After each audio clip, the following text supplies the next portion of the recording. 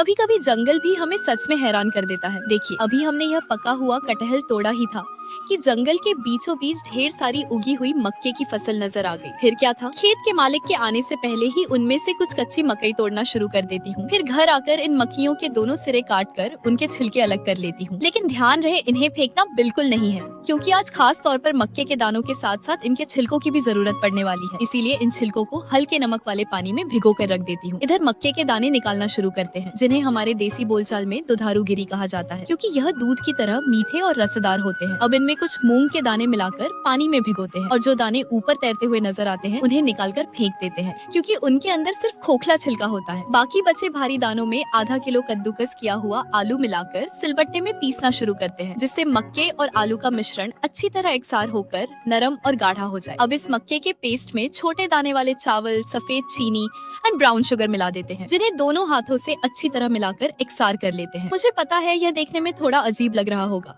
और शायद इसे देखकर खाने का मन भी न करे, लेकिन जरा रुकिए, क्योंकि असली कमाल तो अब शुरू होने वाला है। अब भिगोए हुए छिलकों को बाहर निकालते हैं और उनमें थोड़ी थोड़ी मात्रा में यह तैयार मिश्रण भरकर छिलके के चारों तरफ मोड़कर अच्छी तरह बंद कर देते हैं। जब सारे छिलकों में यह पेस्ट भरकर तैयार हो जाता है, तब इन्हें लगातार सुबह से रात तक भाप में पकाने की प्रक्रिया शुरू की जाती है, जिससे भाप की गर्मी मक्के के मिश्रण को अंदर तक पकाती है और चावल तथा मक्के का स्टार्च फूलकर एक नरम चिपचिपी बनावट तैयार करता है। अगले दिन जब इनके अंदर से हल्की हल्की भुनी हुई खुशबू आने लगती है, तब इन्हें एक एक करके बाहर निकालते हैं और फिर कड़कती धूप में रखकर हम आराम से सोने चले जाते हैं। तब तक धूप और सूखी हवा इनके अंदर की अतिरिक्त नमी को धीरे धीरे बाहर खींच लेती है, जिससे यह अच्छी तरह सूखकर पत्थर जैसे कड़े हो जाते हैं। जब यह पूरी तरह सूख जाते हैं, तब इनके छिलके धीरे धीरे उतारते हैं और यह देखिए, बनकर तैयार है हमारा कॉर्न केक। खाने में बेहद नरम, हल्का चिपचिपा और मीठा। यह देखने में काफी हद तक मैक्सिकन व्यंजन टमाले या भारतीय पिट्ठा जैसा दिखाई देता है।